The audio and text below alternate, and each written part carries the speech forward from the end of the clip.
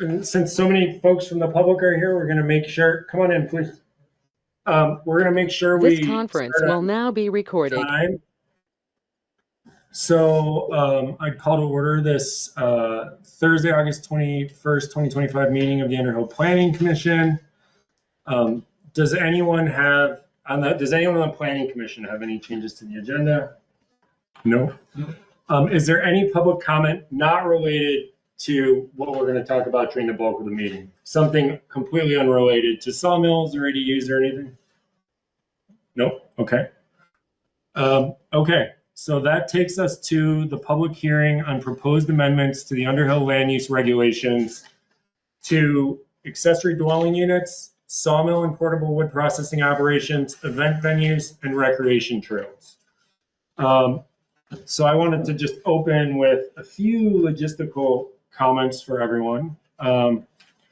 First of all, for those of you who don't know, I'm Brian. I'm the chairperson of the Planning Commission, and thank you for coming and participating. Very much appreciated.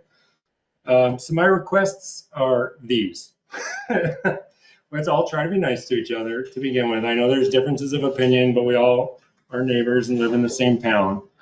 And I would ask everyone to try to limit your comments to about 3 minutes, please, like on topic.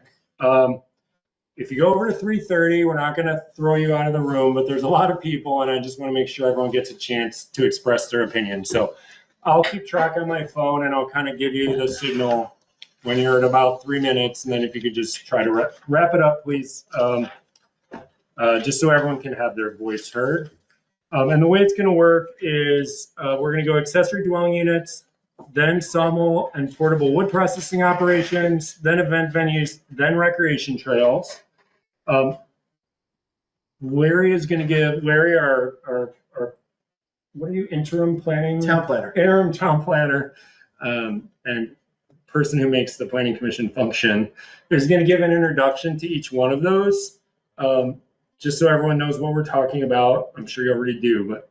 And then I would just remind everyone the goal of the Planning Commission is we're trying to clean up our land use regulations in some areas. These things all came to our attention in different ways. Our goal is to kind of clean up our land use regs and make them usable and clear and understandable for everyone. After this is not your only opportunity to have your voice heard. After this, they'll go to the select board where there will be at least one public hearing. And then if there's specific issues relating to specific properties, those could ultimately end up with the DRB, right? So this is just our attempt as the Planning Commission to clean up the regs, make them make sense, and hopefully largely work for everyone, and then they'll go off to the select board. So this is not a only chance to have your voice heard. With that, Larry, do you want to take us to accessory dwelling units? Right. So I will just briefly share my screen here for folks. This is up now. Let's see if I can make that take up the whole screen. Okay. So on our website, there's a page under Planning Commission called Projects and Documents. And on that page are the full text of all these proposed regulations. And so we'll be referring to them and talking about them tonight, but we won't be reading them per se. I made a few copies for people who haven't had a chance to review them at the website ahead of time, but they are there now, and they will be there for reference. And I would encourage everybody to speak in their remarks tonight at the hearing to speak to the language that's been proposed. And I want to really emphasize about all four of these topics that we're going to be talking about at the hearing that these are all works in progress, which is to say the Planning Commission has debated these, has worked the language, has tried to revise the language over a period of many meetings to be as good as we can make it, but we are under no illusions that this is definitely the best it can be, and that's one of the main reasons for this hearing, is because we want feedback from the community about whether you think we got it right, whether the words and the standards that we proposed in each of these categories is good as is, or it could be improved. And if you think it could be improved, or you disagree with something that's in the proposal, we want to know what you would like to see it changed, and how it could be made better. Because we too operate in the spirit of let's make it better if we can. And the select board, as Brian said, will get the final crack at this, and you will have another opportunity to comment on the drafts when they move to the select board. We do expect to change the draft somewhat based on the feedback from tonight's hearing. So your words matter, your ideas and suggestions matter, and we will take them into account. We may not agree with all of them, but we will definitely think about your feedback, and we'll use them to try to make the drafts better than they are before we send it on to the select board. So I'm just going to do a brief introduction section by section as we go through. We're going to talk about one section at a time. So the sawmills and wood processing operations are trying to clean up a couple things. One is that we have had for, I guess, a while in the land use regs a section and language that relates to regulating sawmills. But sawmills are not the same as portable wood processing operations. I think most people find sawmills, when they think of the term sawmill, they're thinking of a large commercial facility that's in a permanent building or set of buildings that operates year-round, and has trucks coming in and out all the time, and is a dedicated commercial facility. So the language that we have is actually a little mushy in that respect. It doesn't necessarily single out those types of operations from portable sawmill operations. So we thought, well, let's separate the two. Let's make them different, have them different categories in the land use regs. We created a new category and a new definition for wood processing operations, which would include portable sawmills, could include wood splitters, could include chipping operations. The rules as written are attempt to apply to all of those things that are not permanent commercial sawmill facilities. So we have set up some standards that the Development Review Board could use in evaluating potential conditional use permit applications for portable wood processing operations, and for enforcement of rules, both for current and for newly permitted uses. On-site wood processing operations, such as chippers and portable sawmills, that are on the same property where trees are being harvested for logs, are automatically exempt from local permit regulations such as these, because in state law, there's a so-called right to forestry, which recognizes those kinds of traditional uses. And so we're not going to be talking about that tonight because we're not allowed to regulate those types of operations. But any other portable wood processing operation that's not conducted on the same piece of property that trees are being harvested would be subject to these rules. There's 4 sections, and there's a document called Guide to Proposed Underhill LUR's Amendments, which I posted on the project page. We have a few copies here for if you haven't seen it or read it, but basically it goes point by point. It breaks down the purpose of each part of the rule, the rationale for the rule, and the effect of the rule if it were adopted. So it's really trying to make it very transparent what we're trying to do here.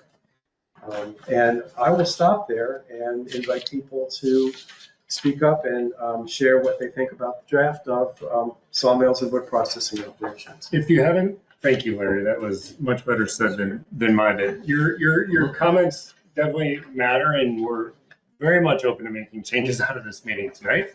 I do want to highlight, I hate to pick out just a few things, but just in case everyone hasn't read it, there are standards in the draft reg specifically regarding hours of operation, setback distances, and the way we're regulating noise levels that there may be differences of opinion on. So I just wanted to highlight those, make sure everyone had a chance to look at those. Okay, that being said, I guess we're going to do sawmills first. So I am just going to pull up my clock. Open the floor. Does anyone have a comment they would like to make on the draft regulation? I'll take the last. Oh, sorry. When you speak, can you please just introduce yourself for the recording? Yeah, my name is Nicholas Farrell. I live at 612 Pleasant Valley Road.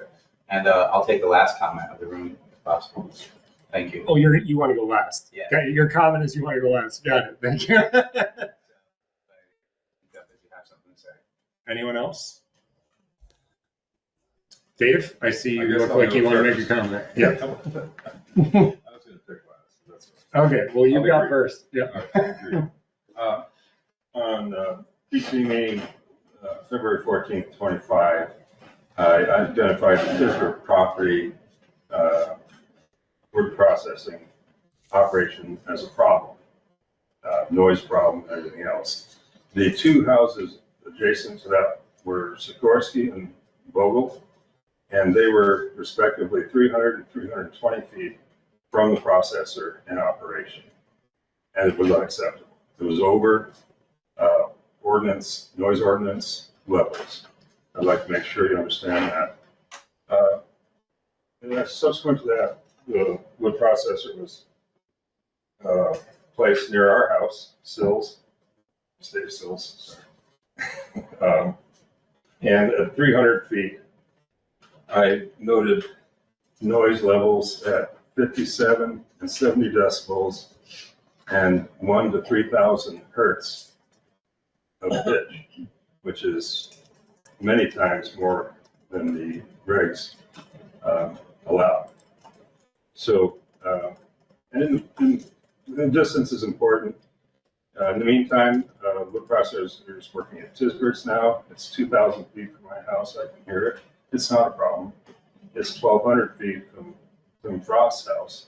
I don't know his opinion. I was hoping he'd be here, but you could ask him. I don't think it's a problem there either. I know the town administrator has suggested 750. I don't understand why we have 300 feet for residents and 500 feet for schools. We're all people. We all have to deal with the same things. So I guess that's pretty much. So you mind if I ask you a question, Dave? One more point. Oh, go ahead. before I forget. The new regulations do stipulate that the town ordinance for noise is the guideline, and I commend you for that because that makes perfect sense. The distance, though, is what I have a problem with. So that was going to be my follow-up question. So you listed what the town. Well, first I'll stop the timer because So I know what Tim Frost has said in meetings in the past. Correct me if I'm wrong. That at 1,200 feet, it doesn't bother him. Right. To your so do you have a distance that you are suggesting? Because you mentioned the 500. You mentioned Brett has mentioned 750 in the past. It's currently at 300. Do you have a suggestion for us, or you just think 300 is not far enough? It's certainly not far enough because I know that the noise ordinance will not allow that, and so we're just going to be looking at, I don't care where you are in Underhill, objections. So 750, maybe that's fine. Certainly, I went over to Tim's to see if he was home, and I heard it there. I didn't think it was a problem. At 1,200, so somewhere. But you think there should be a distance, not just the noise level? Well, I think at that distance, it needs to conform with the town noise ordinance. The nuisance ordinance. Yeah. Got it. Yeah. Okay. So that's pretty I understand. straightforward. So it can be checked any. I mean, maybe it needs to say something like start with a minimum distance within the noise ordinance regulations. So you start at 300. If the regulation for noise is still too high, then you keep pushing back. It's like step 1 is met, and then step 2 has Well, I to think we can circle back on all that later. Yeah. Maybe not to cut you off. No. Yeah. cut me off, that's fine. Does anyone? Yes. Just to speak to that. Would you mind introducing My name yourself? is Isaac Cowan. Yep. So who tests that? It's a great question. Thank you. So we debated, Larry, correct me where I'm going wrong here. We debated like listing a specific device, but what we anticipate happening here is that the DRB, because these would ultimately end up with the DRB, right? So let's just use me as an example. Let's say I wanted to do one.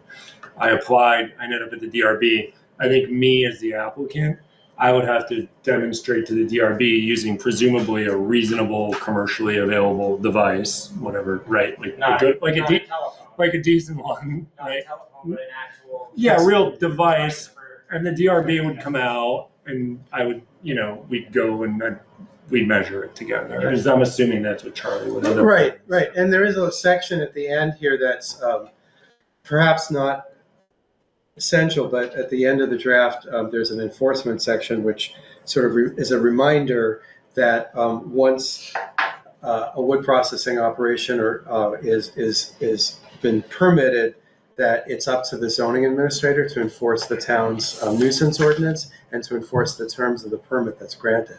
So anyone who felt that the business was not operating in compliance with the conditions of the permit or in compliance with the town's nuisance ordinance, noise levels, would need to complain in writing to the zoning administrator, who would then have authority to go to the site when the sawmill or the portable sawmill was running with the proper equipment and take independent measurements to document it. And if the zoning administrator found that it was operating in violation of the permit conditions, then they have the authority to issue a notice of violation and ultimately to fine the operator to try to bring them into compliance. So that whole process already is existing. It's a possibility, and it's obviously a matter between the town. Once a complaint's been filed and verified, it's between the town and the property owner to bring that operation into compliance with a threat of fines if necessary. I think in most cases in a small town, there are usually ways to resolve those issues without going to court and issuing fines, but that's up to the zoning administrator. I just think that it's a slippery slope if you say, 300 feet with decibels at X from that distance. I think that it's either one or the other and not both, because you can't determine that the distance is acceptable but the decibels aren't. So I don't want to put words in your mouth. Are you suggesting it should just be the noise with no distance? No, or are you I think suggesting it should I be think it should just be the distance. just the Because distance? If you're on one mountain and on another mountain here in town, I can hear Westalls occasionally from my place if you really want to, and I'm 5 miles away. I see. But I can hear, and you can hear their backup alarm, just the right wind. I mean, you can't. Also with or without leaves or. Oh yeah, sure. I mean, there's a ton of things that come into play. I've been down this road with the decibels and the wood splitter thing before, about 25 years ago on a farm I had. Okay. And I'm just saying that you can have both, but you really, it's got to be really set in stone that, distance is 300 feet from the property line or whatever for the distance of the operation, and that, from the property line, this is the decibel reading, period, not from the next mountain over or from where. There has to be a set space from the property line that you take the reading from, and not the next mountain over, or in his case, in his front yard versus his backyard versus the property line. Yeah. The noise ordinance happens from the boundary line of the two adjacent properties and no other place. Do you have a view on what the distance should be? I think 300 feet is reasonable, considering in my case, Route 2 noise was louder than my wood splitter. Okay. And it does say in the draft that the noise is measured at the nearest property line. I think that is pretty clear in there how you guys are going about it, not the nearest property line being adjacent to the both owners that are in whoever's complaining. Right. Thank you. Anyone else? Yes? Yeah, I'd like to make some comments. Sorry to interrupt. Would you mind introducing yourself for the recording? Dennis Williams from 12 Sandhill. Okay.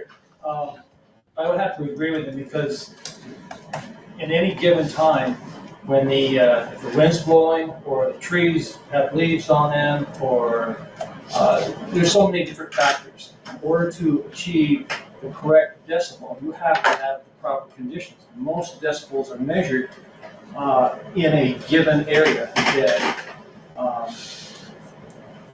is subject to no other noise.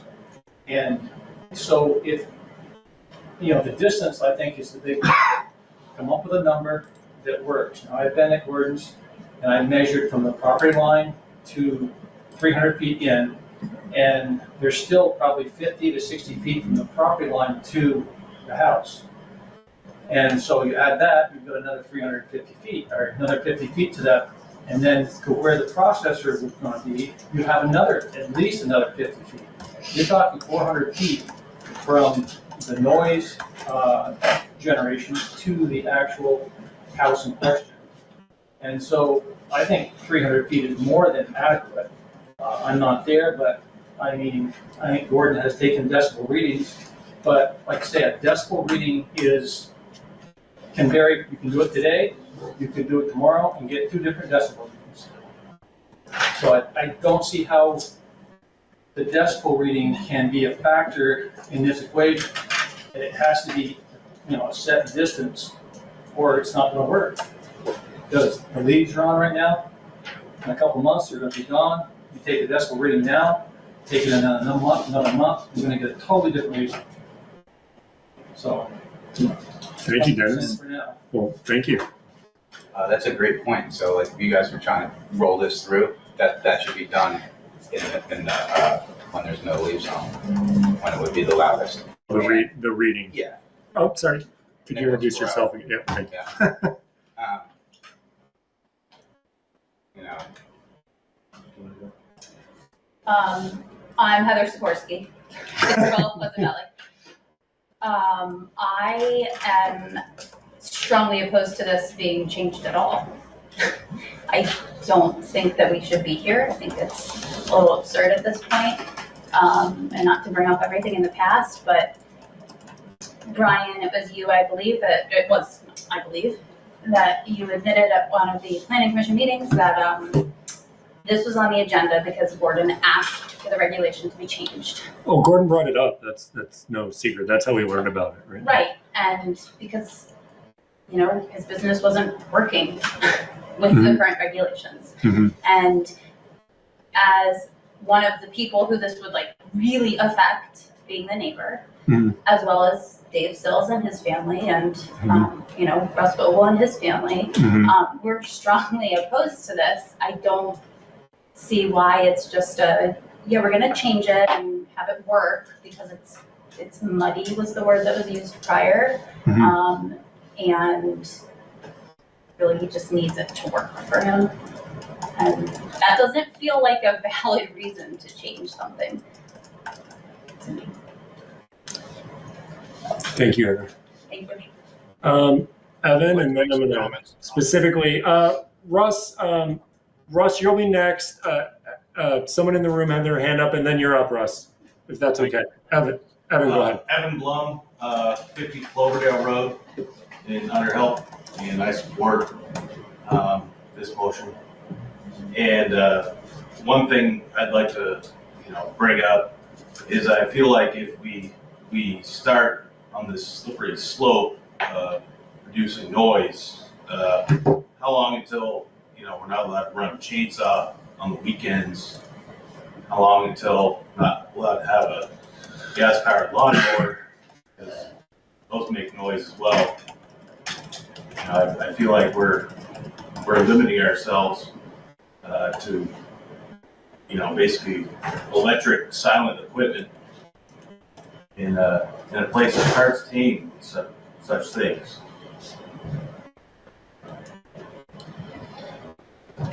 Do you have specific feelings on the noise or distance or anything like that? I think 250 or 300 feet is plenty. I moved in my house in 2016. First weekend we were there, my neighbor was shooting off his AR-15 at 8 o'clock at night, and my wife, who's from Massachusetts, was like, "Oh my God, that's so ridiculous." And I'm like, "Yeah, but that's his right." And the next weekend when they're shooting out fireworks, she said the same thing. I'm like, "Yeah, but that's his right." It's not for us across the road to to say what he can do on his own property. Thank you, Evan. Russ.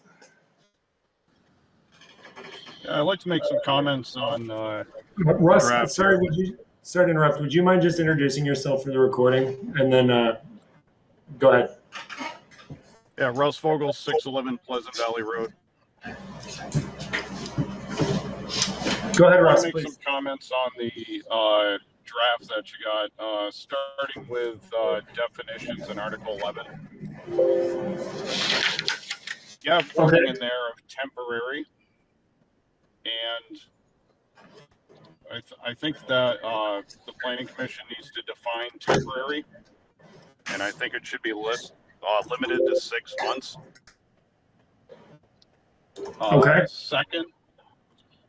Second, setback currently 300 feet, and I don't believe at all that is adequate for a commercial machine. Okay. Yeah. Do you have a Move on suggestion? to, I think this should be defined by decibel level at the property line. Absolutely. Because it affects neighbors everywhere and stuff by the noise level. That should be the defining factor of this. So would you include, not to put you on the spot, Russ, but are you saying you would keep distance in there anyway, but it really should be defined by the decibel level, or you think we just should define it by the decibel level and the distance doesn't matter? Or it's okay if you don't have a strong view on that too, obviously. Well, I mean, if we just say we just get rid of the decibel level, and people are going just by the setback. Well, I'll tell you right now, at 320 feet, that's not anywhere near in a straight line. That is not anywhere near within the noise standards, especially the frequencies. I think if you had, I know there is obviously variables in how sound transmits, temperature, humidity, all that stuff, foliage. But the defining factor should really be what the impact of the sound on somebody's property. Understood. Thank you. Sorry, go ahead, Russ. I got a bunch of stuff here. On item D2, I brought up before you guys had initially put down 90 decibels for over a 2-hour period in any 24 and brought up concerns with that. So I see that was taken out of there and put the nuisance ordinances, the noise that's already listed, put down. However, you still have the wording in there of exceeding the nuisance ordinance levels for 2 hours in a 24-hour period. So basically taking the 90 out of there didn't change anything. Somebody could still be at 90 for more than 2 hours in a 24. And like I brought up before, suppose you have multiple neighbors around you doing this at different times. You're allowing them to go over that decibel level possibly six straight hours. Okay. I don't think that statement should be in there, exceeding a certain amount of level. Okay. Item D3. Right now you have 6 days a week of somebody being allowed to operate a machine, a firewood processor.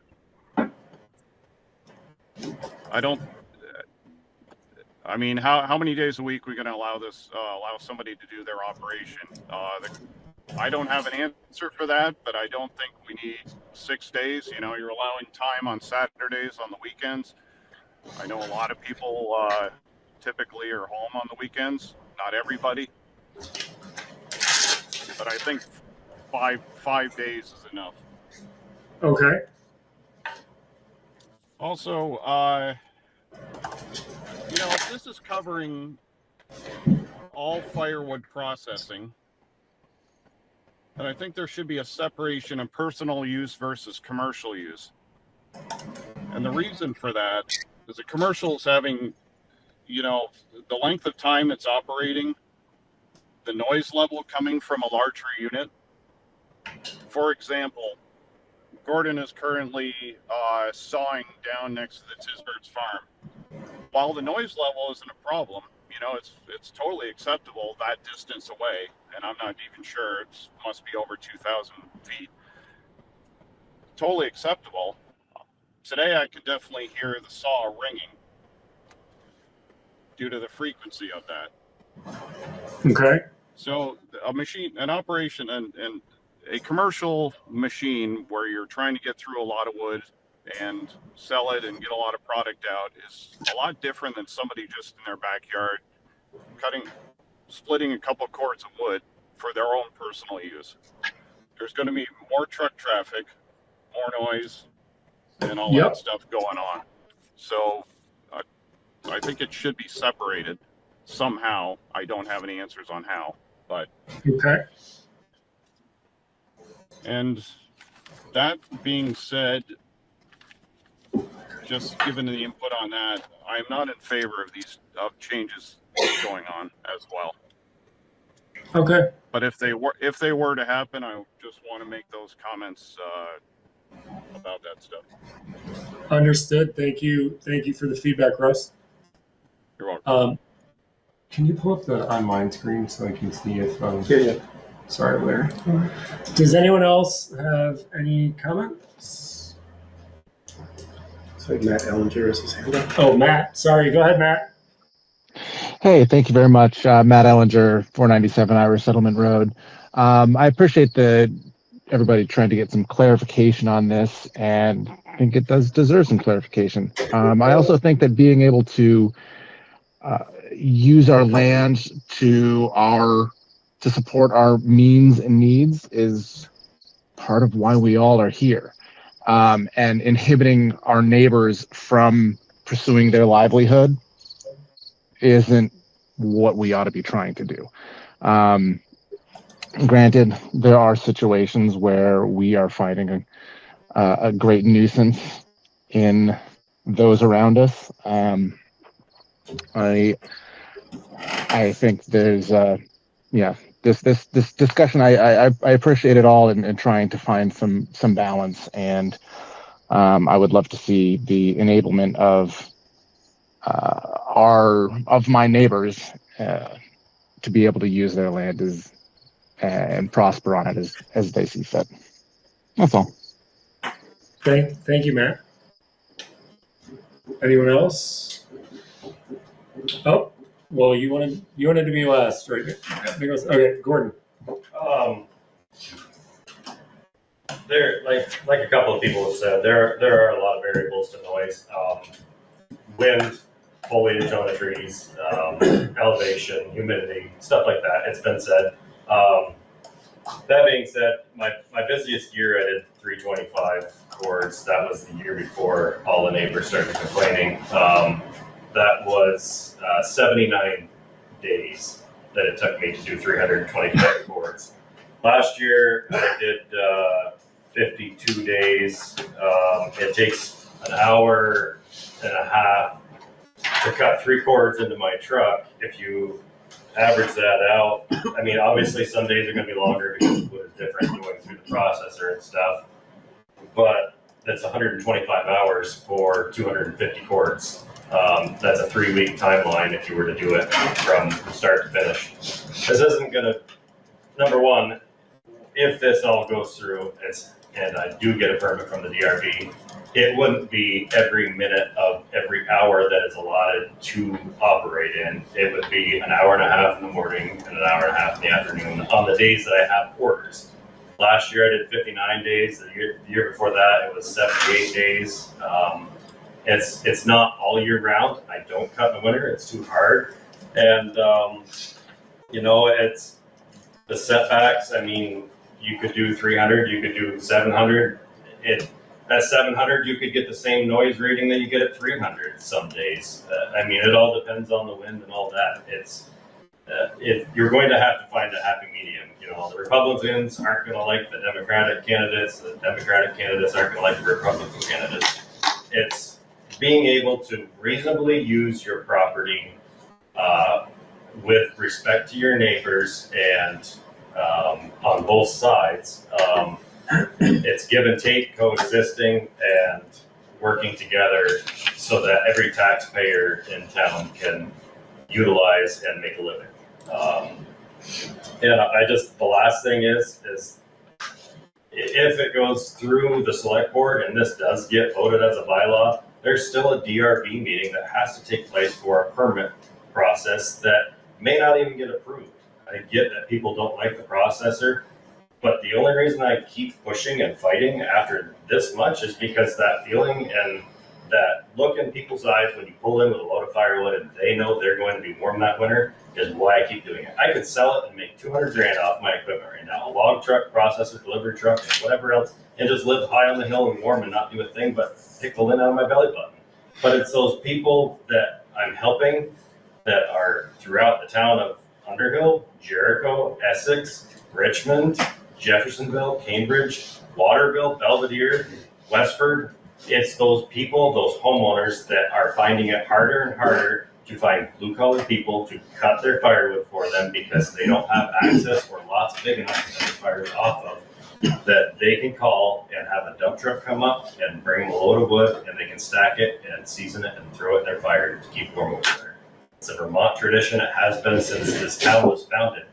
And for people to say this isn't the area for a sawmill or a firewood processor or something like that, look at the history of Underhill.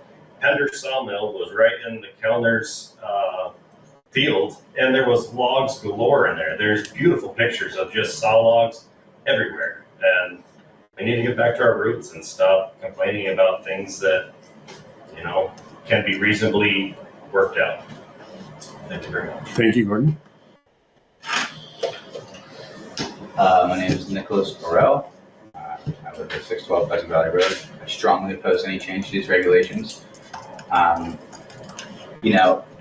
Before Gordon moved to town, there was no sawmills around. So it seems like you guys are just pivoting with him each time the town is. Each time, first he was like, accept management practice. He pivoted many times. He was like a saw guy for, forest guy for Joe for a while. This is just another pivot, and it seems like the town is going to continue to pivot with him. So what I'm here to say is, what is actually happening here is that you have a hamlet of houses in town that do not want this sawmill. And I assure you all in this room, you're not going to want that sawmill anywhere near your house. Not 300 feet, not 1,000 feet. You can still hear it. There's a reason why these regulations are in place. So, if you guys have the authority to kill this now and not send it to the select board, please urge you to do that. My family and Russ's family has already invested a whole lot of time and resources, as this board has, as the DRB, just for Gordon, just because to deal with his squeaky wheel. I believe he set up shop not even knowing the regulations or not caring about them, and now this is just another pivot to try to keep his business. He can keep his business right where it is at Tisbury's, right now, where he has a lease. And everything stays the same. And you guys, this is off your plate. It seems so silly that you're even hearing this, So I urge you not to do that. And, I'll say that, it's not home industry. It feels like an industry that takes place within the home. It's been,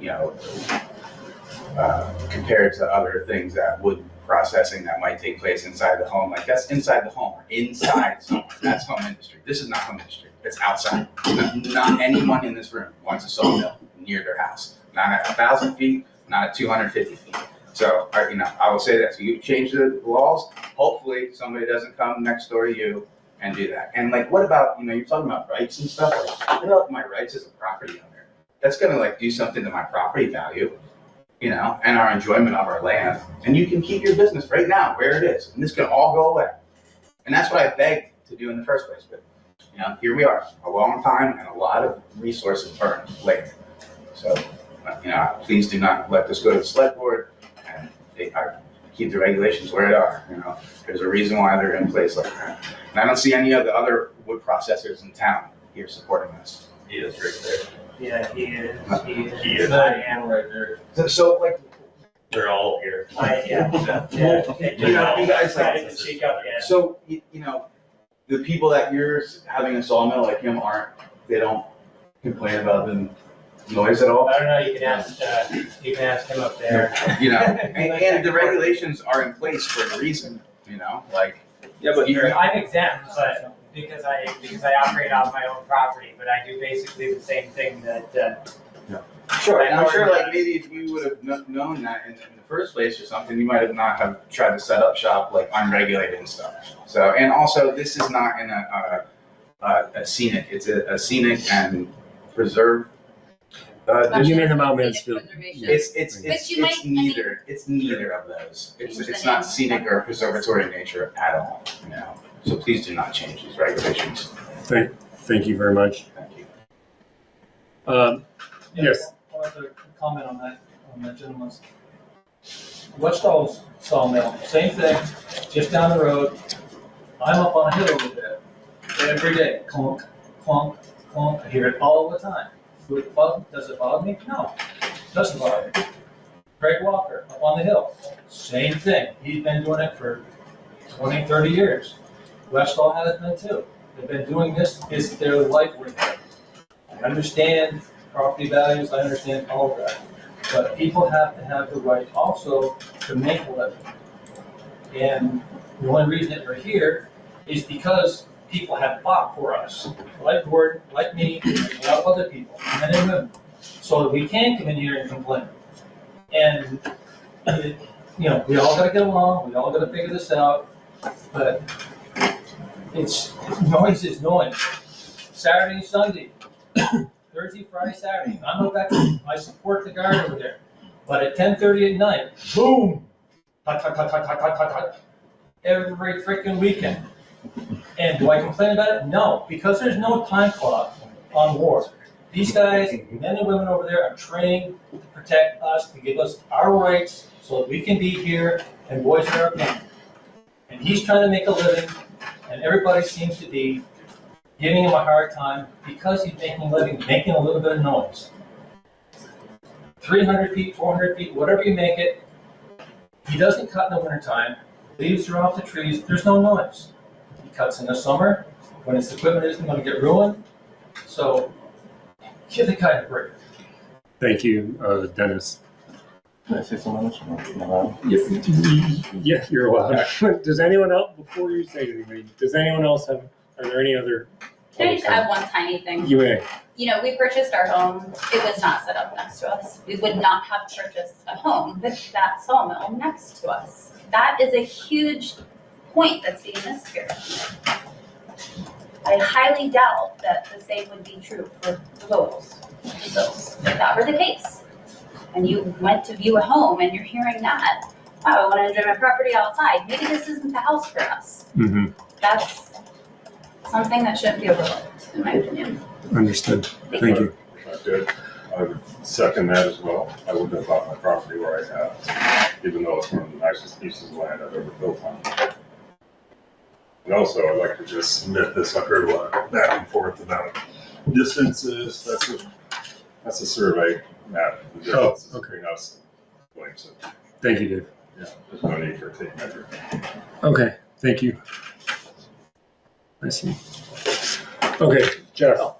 Okay, so like while I sympathize with people who are directly, impacted by Gordon specific, our regulations are written for the entire town of Underhill, not just that little center. So yes, while you guys are definitely impacted specifically to that, this is for the broad range of Underhill. Okay, there's lots of parcels that could benefit from somebody owning it that this could actually work on. And yes, it was brought to our attention because this whole Gordon issue, but discovery is how we advance and improve our society in general. Like the automobile rolled off the production line, it wasn't perfect. People started getting in accidents, flying through windshields. What do? We put seatbelts in cars. Okay, so discovery of accidents led us to the next step in progress. So, I know there's a lot of heat in this specific to one specific person, but that at this point is a DRB issue, not a planning and zoning issue. So, this is for 20, 30 years from now, somebody wants to do this on a 500-acre parcel, somewhere out in the woods where it doesn't bother anybody. But because it's not on Route 2 or 15, they can't do it. So that's, the broader, greater thought process in this whole assessment. So that's all I got to say. I'd like to add something. Thank you, Jeff.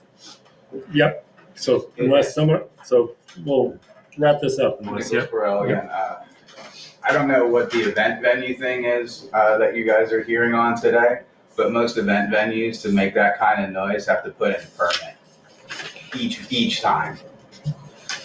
The event venues that we're going to talk about later, which you're obviously working with, it's not unlike this. We're dealing with some of the same issues. Like if you have an event venue, how far should it be for someone's house? Which bands go until 10, I get it. But, they apply for a permit each time to make that kind of noise. I just consider that also, while you're talking about like parcels that it can go on and whatever, because it doesn't seem like it's a good parcel where all the neighbors are being like, hey, we don't want this. And you guys would probably steamroll it anyways. So that's on you guys, doesn't seem fair at all. Changing this doesn't guarantee Gordon's going to get a permit tomorrow. No, it doesn't. I'm saying if he does, I just want to point out that the process that we're talking about here, which requires portable wood processing operations to get a conditional use permit, requires an application to the DRB. It requires a public hearing before the DRB. Any concerned neighbor would have a right to speak at a public hearing before the DRB as to whether that permit should be granted. And so your point about if you had known this was going on, you wouldn't have moved next door. I mean, this process to try to create regulation where no clear regulation existed before creates a process for neighbors to weigh in and be heard. It also gives them appeal rights in court. So to go from having mushy regulations or no regulations to having a process that requires a public hearing and a permit gives neighbors a voice and a right to participate and a right to appeal that they don't necessarily have now. And because it's the definitions of these kinds of businesses are mushy and unclear in the regulations, then the DRB, and this is one of the things that drove this process, is that the DRB told the Planning Commission that they felt that the regulations were inadequate to give them the grounds to make a decision for or against a permit. So that's why we're talking about it. And that's what standards would do. Enacting standards into the land use regs gives you as a property owner, as a neighbor, rights that you don't necessarily have now. Sure. So my response to that is going to be, we just hired an attorney to interpret your regulations very clearly. For the DRB. For the DRB. So for whoever's saying that they're mushy is just pandering to this man. Okay? Absolutely. Can we just, I'm just asking, Yeah, can we just, in the DRB, like, I'm not saying that. You can sidestep the authority, the authority be like, it's not us, it's the DRB, but whatever. No, I'm not saying that. I'm just asking that we keep it. Look, you're welcome to criticize the Planning Commission. That's fine. But I'm just asking that we don't. Let's keep it directed this way. That's my optics on it. They had ruled that Gordon was allowed to be there, and we as laymen read no, there's no way he's allowed to. And they ruled even in his favor then. So when we brought our attorney in to say you can't do this, this is actually how it was interpreted, that's more investment that we had to make. So for you guys to even consider this, is just absurd to me. I'm pretty sure we have it. Okay. So thank you, everyone. Thank you for taking the time to come in. As Larry said in the beginning, we're going to take all this feedback and we're going to make any changes that we think are necessary. And that's not the final word on the subject. That is then going to go to the select board, where everyone is more than welcome to voice their opinion again, including anyone in the Planning Commission. And you're all welcome to hang out for the other 3 topics. I understand if you do not choose to do so, we will not be offended. But thank you for taking the time to come in. And Dave Sills, first one to the door. One request to Thank you guys for your time. Thank you, Dave. Thank you, guys. If you came in late and you didn't sign in on the clipboard, please do that because we need the names for the minutes. One guy. Okay. If you haven't signed in on the clipboard, please do. He signed in. All on the back. What are the other 3? Accessory dwelling units, event venues, and what am I missing? Recreational trails. What? Recreational trails. Oh, trails. Oh, accessory dwellings. Oh, yeah. Should be allowed to be as big as the house, if not bigger. We're basically just complying to state law with accessory dwellings, not to steal the thunder from that section. Thank you for coming, Evan, and nice to meet you. Okay. Tamid, thank you for chasing people down with the clipboard. Solid work. I did a little better on that. Yeah. Don't ever, he never introduced himself, but he's done other things. I was just saying, that accessory dwelling or something, what is it? I don't know, his name is Evan. I didn't get his last name. 15 at Cloverdale. Evan Blum. Okay. Evan? What do we do with the rest of this since there's no public? Well, we have folks on the videos, Actually, so, okay, all right, all right, Maybe check in to see if they're there. yep. Okay, that takes us to, what should we do next? Accessory dwelling units Yes. on your list? Okay, that takes us to accessory dwelling units, which Larry will, once again, thank you, Larry, open with an introduction. Okay. Thank you. Nobody else wants to hear about ADUs? Guys down there. Okay, so just to introduce accessory dwelling units as a topic. So the town's current rules about accessory dwelling units, which appear in section 4.15 of the land use regs, are obsolete in a couple of important ways. One of them is that people, it's important to understand that the state statute that was passed about 5 years ago requires towns to regulate ADUs no differently than they regulate the construction of a principal dwelling on a lot. Everybody, in effect, just to oversimplify, everybody who has a single-family dwelling or single-unit dwelling that's legal on a lot is also allowed to have an accessory dwelling unit. And the rules that we maintain for what it takes to get a permit to build an ADU can be no more stringent than what the rules that we would apply to getting a permit to build a single unit dwelling. So that's the baseline standard, and our current rules are in violation of that standard. We also have language in the same section 4.15 that has different rules or standards for two-family dwellings or duplexes.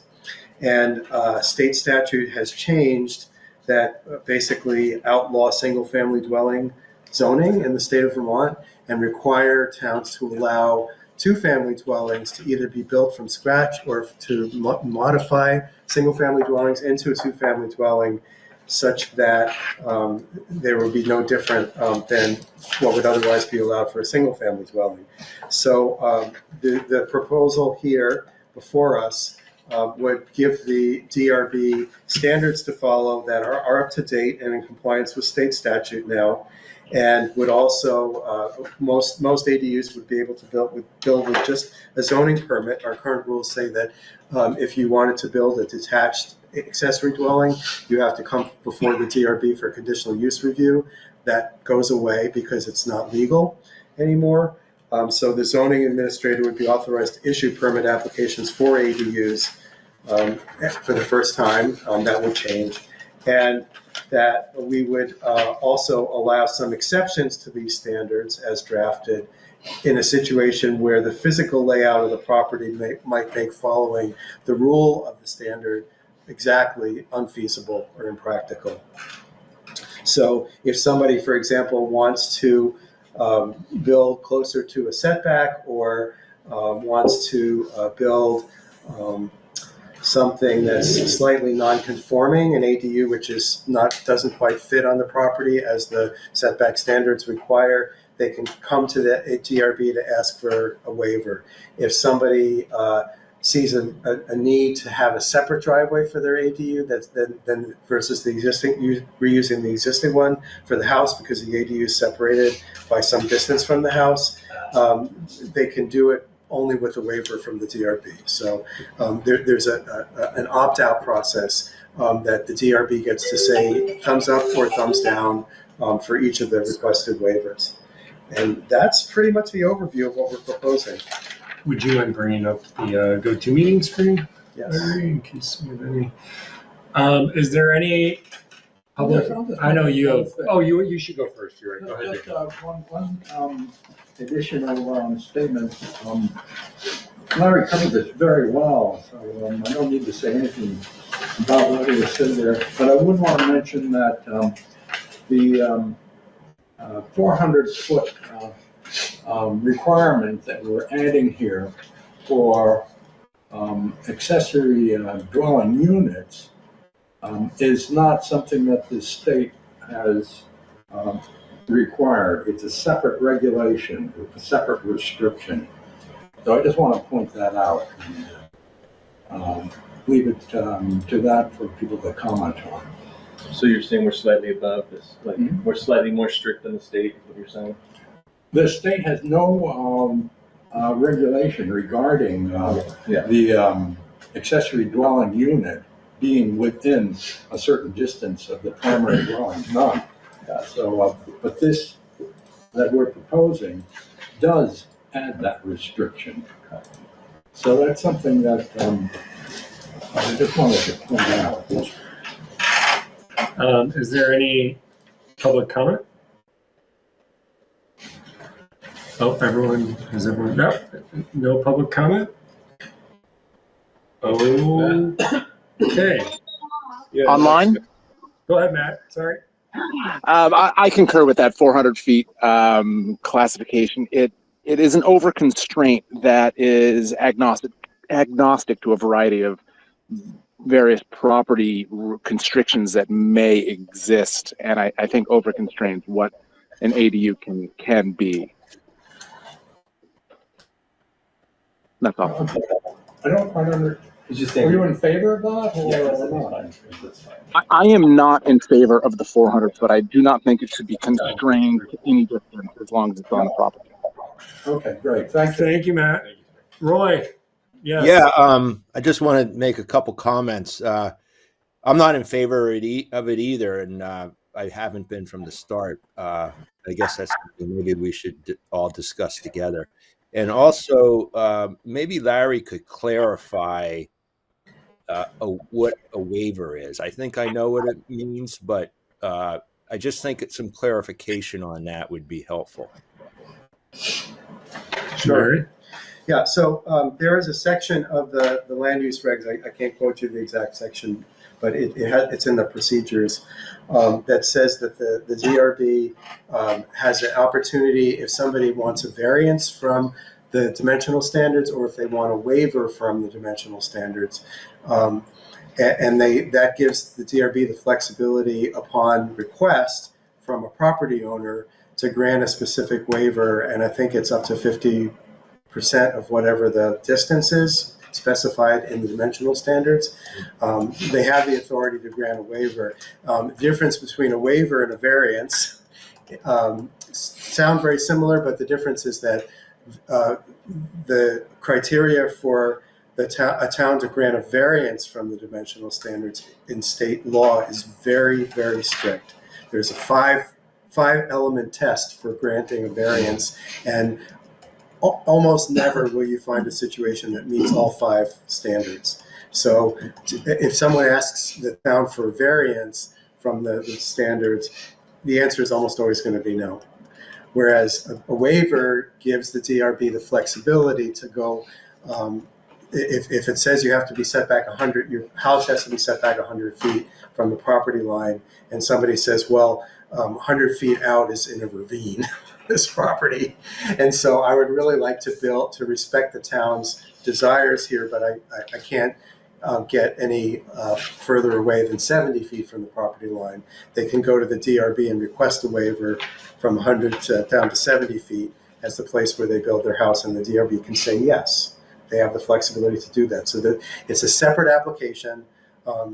and it can be done in the context of a conditional use review, but most house construction projects, business construction projects are simply a zoning permit. But in order to get a waiver, you have to go beyond just applying for a zoning permit to build something. You have to go to the DRB. There has to be a public hearing. The neighbors can weigh in, and the DRB makes the final decision on the waiver request. And so that's also the 50%, like if it's constraining proximity, if it's distance away, so the 400, you could get a waiver up to 600. Is that right? Actually, it would be less than 400, right? Oh, well, No. shall be located within 400. Oh, right. Yeah. Yes. Right. If it like that would be the max though that you could get Yes. a waiver would be 150% or Yes. 600 feet. Yes, that's right. Okay. Yeah, because the 400 was to keep it closer to the house in the event that it was Yeah. a rental. And, Yeah. Okay. Yeah, and I mean, Dave was thinking about not getting so far away, like into the woods, so that they wouldn't involve taking a bunch of trees down, right? That was part of Yeah, the that's the rationale basically, is to help preserve forest land. I don't really know whether this is needed, you know, is this really going to be a problem basically with people building way out at the end of the property? I have bigger questions about it now, and they've just been growing in my mind ever since I brought this thing forward. Yeah. We need a different hobby. I second Jeff's motion. Before I weigh in on this, are we like transitioning to more of like a, you know, a typical planning commission? Not really. It's meant to be a public hearing, but all you guys are crushing my dreams and just revisiting all the things. Well, are we going to revisit and talk about these things again? We're litigating it right We're just going it out of the public, and we're going to start all over. Yeah, no. Let me just say briefly that none of the members of this body surrender your First Amendment rights when you walked in the door tonight. So that's a roundabout way of saying that you have a right to weigh in. You can make comments. You can say how you feel about it now that we've had. I didn't say some time they to couldn't think do about that, Larry. I said they were crushing my dreams. And you had to be here when this started, so basically only David can talk about it, because that's how long this has been going. What do you have to say? Well, just on this topic of waivers, I mean, it just seems like you're opening the door to a lot of back office dealings by making the allowance for waivers, and I'm not sure that that's I'm not sure that that's really what we're trying to accomplish. Well, I think if we want to establish, if there's a reason for establishing a rule,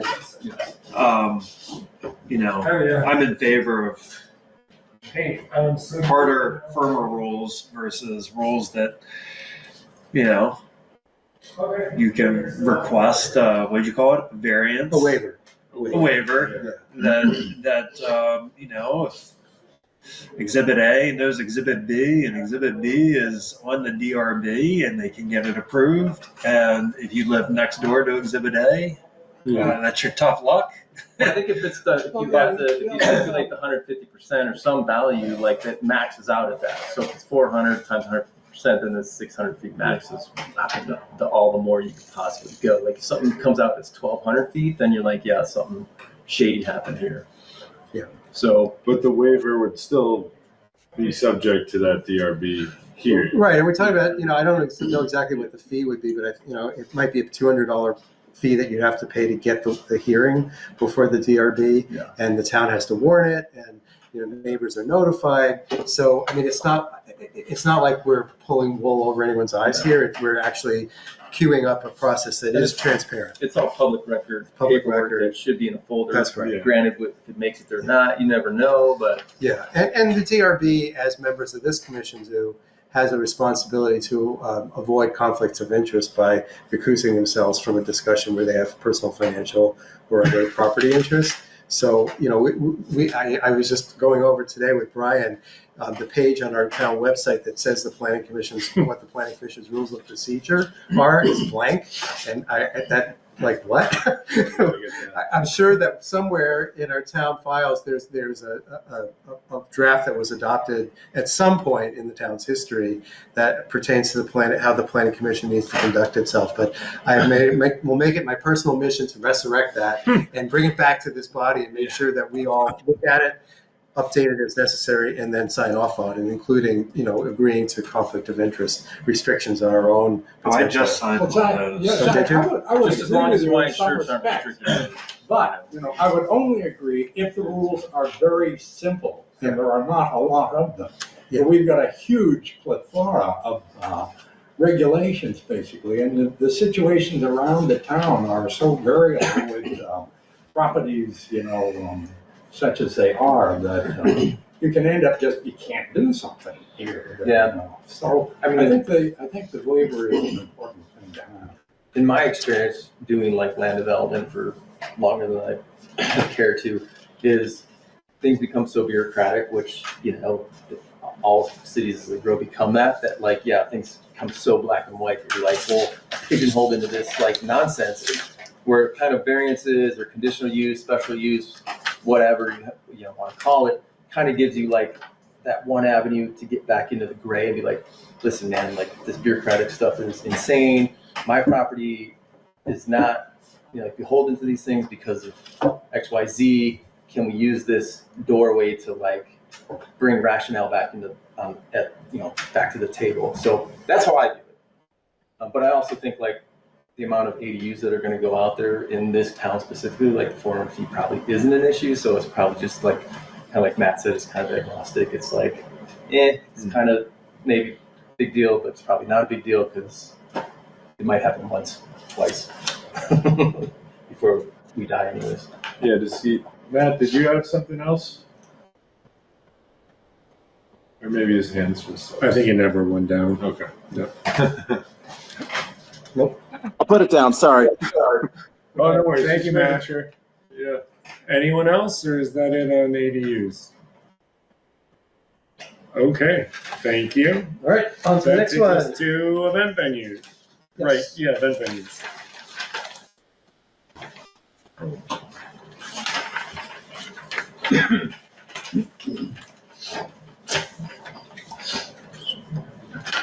Okay, share it.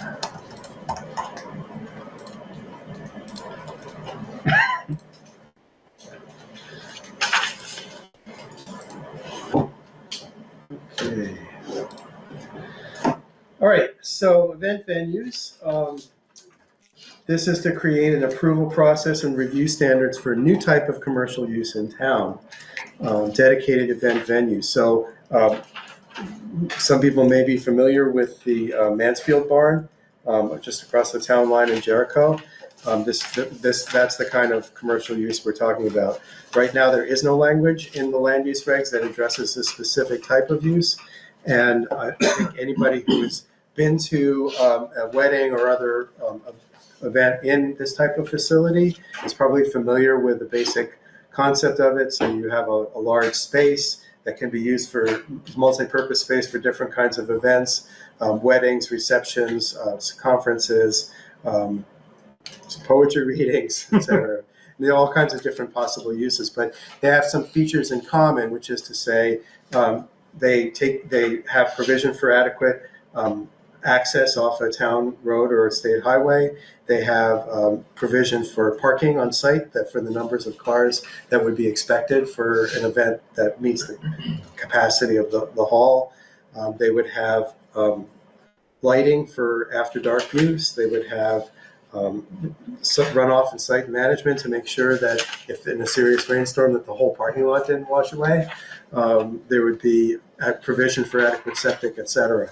So this new section is, which is triggered somewhat by commercial use that has cropped up in town, which is not currently in operation as I understand it.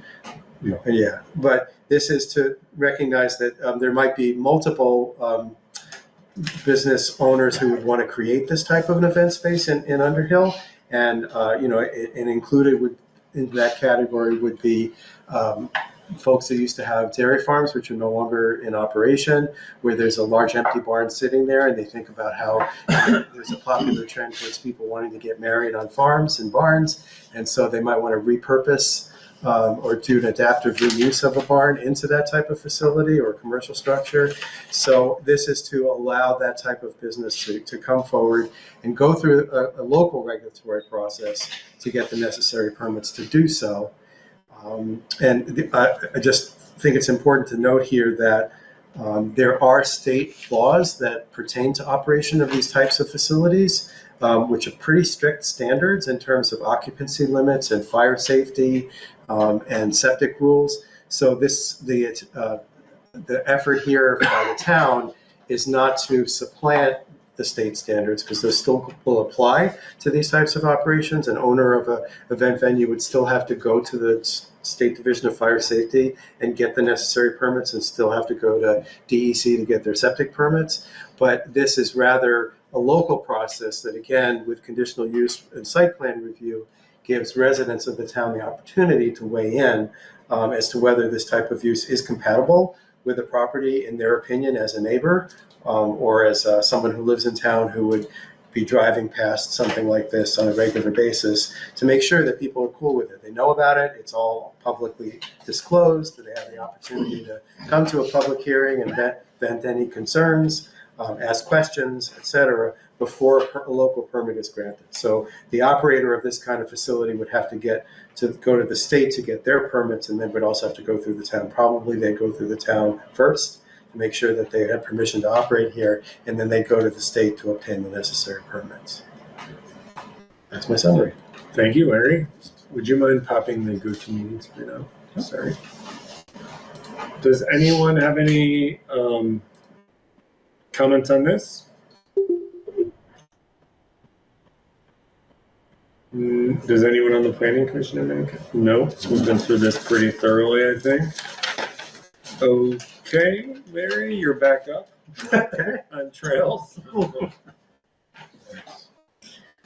Okay, we'll get to the draft.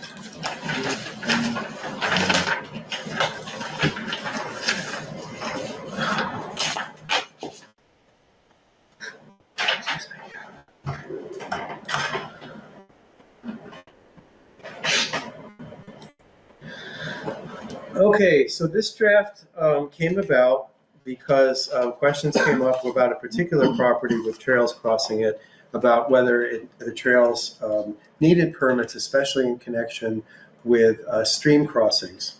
So right now we have a section which is 3.19, which mostly pertains to rules around what can and cannot be done for developing areas that are adjacent to streams and wetlands. And this proposal looks at three different possible situations where a trail could impact a stream bank or a wetland, and sets different rules depending on what is being proposed. So the first instance is trails for public or private non-commercial recreational use to encroach within a specified stream bank or wetland setback distance. And these, so the first section of rules, which are up on the screen now, underlined, basically set up a regime where those types of trails would be required to obtain a permit through the town, a zoning permit, provided that they met these conditions. It's incidental to a residential use, open to the public at no charge. It's an unimproved trail, dirt or gravel that does not exceed 6 feet in width. The trail is built in compliance with the standards set forth in the Underhill Trails Handbook, and that any bridges or access points to cross a stream or a wetland have to go through a state process, have to be reviewed by the state, and if necessary, obtain a state permit for a stream or wetland crossing. In terms of any location design of any bridges or access points. So we don't get into what passes muster with the state. We just say that someone who wants to build a trail has to go to the state and have them look at what the plan for what's proposed for that trail and either say it requires a state permit or it doesn't, and get that in writing as part of their process to get a town zoning permit. So second situation is trails that are specifically constructed for or operated for commercial use that encroach within a stream bank or a wetland setback distance have to go through a conditional use approval process with the DRB. And the distinction here, it has all the same standards that it has to be evaluated on when it comes in for a conditional use permit. The difference is that, as we discussed before, the DRB conditional use process requires a public hearing, requires notification of neighbors, gives neighbors the right to express concern or objection at the hearing, and also gives the neighbors appeal rights if a permit is granted and the neighbors feel it was unjustly given. So the distinction here is trails that are done for commercial use, where you have to pay a trail fee in order to use a trail system, are held to a higher standard with more public process. The last instance is recreational trails for non-commercial use that don't even encroach upon a stream bank, cross a stream, or go into a wetland setback. And that would be a situation in the third section of the draft, which would be exempt from the need for any permit. And that's because if it's just a community trail or path that is on a residential property, or for that matter, a public property or a conserved property, that they don't charge fees for, there's no stream crossings, there's no structures, there's no parking area, that we're not going to make someone go through a permitting process because the impacts are minimal on the community and on the land. That's the proposal. Thank you, Larry. Is there any public comment on that? On trails? Nope. Can I chime in online? It's Matt Ellinger again. Yep.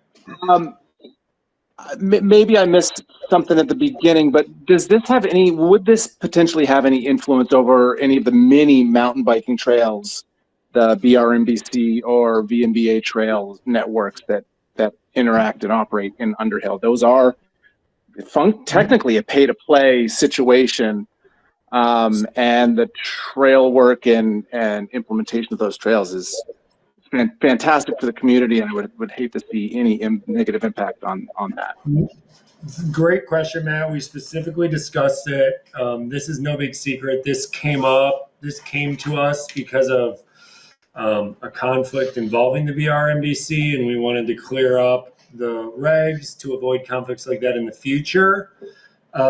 So the way it's drafted is really meant to make it so that if someone's wanted to start like a northeast look, as I say this, I know it's not going to happen, but if someone wanted to start like a Kingdom Trails type thing here, where you literally had to buy a day pass to use it, that would fall under the pay-to-play regime.